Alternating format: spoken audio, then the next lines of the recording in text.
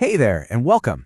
Have you ever stopped to think about how that phone in your pocket, or the coffee you're drinking, or the car you drive is all part of some giant, invisible global system? Well, today we're pulling back the curtain on that very system, the unseen blueprint that shapes how everything moves around our world. Let's dive in. So, think about it. You've got an American phone being sold in India, an Indian car company making moves in Africa, and a fast food joint that's pretty much everywhere. On the surface, they're totally different, right? But they are all playing in the same massive, interconnected arena. The real question is, what is that arena? Well, that's exactly what we're going to unpack today. Here's a quick look at our game plan. We're going to start local and then go global. We'll define what this whole international business environment thing is, and then we'll break it down into 7 key pieces. After that, we'll look at the wild nature of the global market, and, probably most importantly, wrap up with why any of this actually matters to you. Okay, first things first. Before we can tackle the international part, we really need to get a solid grip on the business part. Let's start with the absolute basics. So at its very core, what even is a business? It's actually pretty simple. It's any kind of ongoing activity, whether you're making stuff, buying stuff, or selling stuff, where the main goal is to turn a profit. This is the engine that makes our economies run. Now, here's where things start to get interesting. When all that buying and selling stays inside a single country's borders, we just call it domestic business. Easy enough. But the second a company steps across a border to sell, buy, or even produce something, damn, it becomes international business. And that, my friends, is a whole new ballgame with a completely different set of rules. And that new set of rules leads us right to our main topic, the International Business Environment, or IBE for short. The best way to think about this is as the global playing field. Every field has its own conditions, its own challenges, its own rules of the game. So to get a little more specific, international business is just the exchange of, well, pretty much anything of value between countries. We're talking goods, services, money, technology. You know, when Apple, a US company, sells millions of iPhones in India, that is international business, plain and simple. So what's the environment part all about? Well, the IBE is literally everything outside of a company that can mess with its plans when it goes global.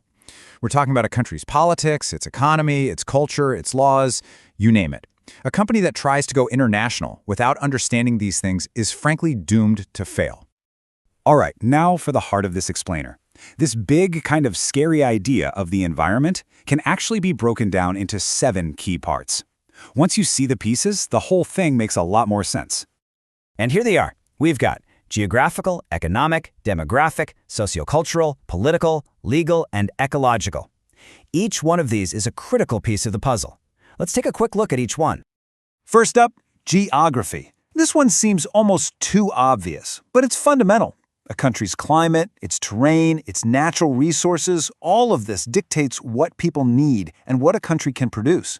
I mean, you're not going to sell a lot of heavy winter coats in a tropical country, right? It's basic, but it's crucial. Second, we have the economic and financial stuff. This is all about the money. How does the country's economy work? How much money do people have to spend? And what about the practical things, like are the roads and ports any good? A country with a strong, stable economy is like a magnet for international companies. Number 3 is demographics. This is all about the people. Who lives there? How old are they? Are they educated? What do they do for work? Think about it. A country with a really young population is going to be a massive market for things like the latest gadgets and fashion. Demographics give you a snapshot of your potential customers. Okay, this next one, number 4, is huge. The socio-cultural environment. This is the heart and soul of a country. Its customs, its traditions, its beliefs. The McDonald's example is perfect. They understood that in India, selling beep was a non-starter, so they adapted. Ignoring culture is probably the single fastest way to fail in international business. Fifth is the political environment. You've got to ask, is the government stable? Are its policies friendly to outside businesses? And how does it get along with its neighbors? When countries have good relationships, like the strong ties between India and the UAE, it can open up a floodgate of trade and create tons of jobs. Number 6, the legal environment. Look, every country has its own rulebook. These laws cover everything from how you have to treat your customers and employees to the nitty-gritty details of getting your products across the border. You can't just show up and do things your way. You have to play by the local rules. And finally, number 7, The ecological environment. This has become more and more important. What are the country's laws on pollution, on protecting nature? Today, global companies are expected to be good stewards of the environment. Honestly, it's not just the right thing to do anymore, it's just smart business. Okay, so we've looked at all the individual pieces. Now, let's zoom out. What's the overall vibe? What's the personality of this global environment? What does it actually feel like to operate in it? Well, in a word, it's intense. It's dynamic, always changing. It's incredibly complex, because every single country is unique. It's also interdependent. A problem in one part of the world can send shockwaves everywhere else. And you better believe it's fiercely competitive and absolutely full of risk. This is not for the faint of heart. So, after all that, why should we care? We've gone through all these components and characteristics. This last part is all about connecting the dots and showing you why this stuff has a direct impact on companies, on countries, and yes, on you. Because at the end of the day, understanding this environment is what allows companies to grow, to create jobs, and to lift up entire economies.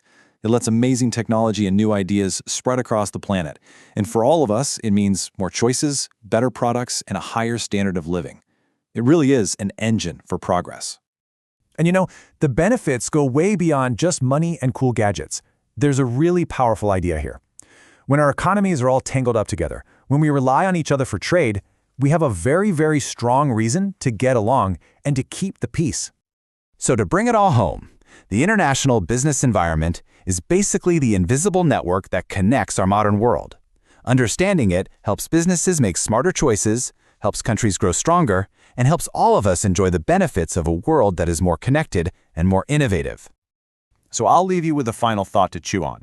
In this crazy world of AI and instant communication, where things are changing faster than ever, which of those 7 components we talked about, the geographical, economic, cultural, political, legal, demographic, or ecological, which one do you think is going to be transformed the most in the next 10 years? Something to think about. Thanks for tuning in.